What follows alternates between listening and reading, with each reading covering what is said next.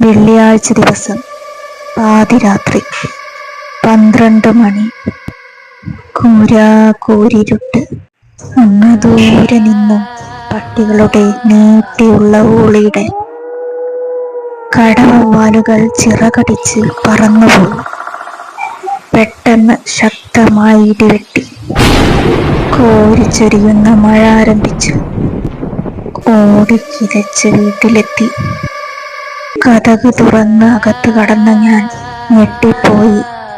അതാ കട്ടിലിൽ കരിമ്പടം പുതച്ചൊരു രൂപം.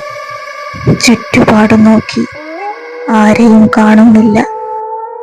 വിറയാർന്ന കൈകളോടെ ആ കരിമ്പടം മാറ്റിയ ഞാൻ ആ രംഗം കണ്ട് വീണ്ടും ഞെട്ടി. എൻ്റെ മകൻ ജോണി പനി പിടിച്ച് തണുത്ത് വിറച്ചു കിടക്കുന്നു.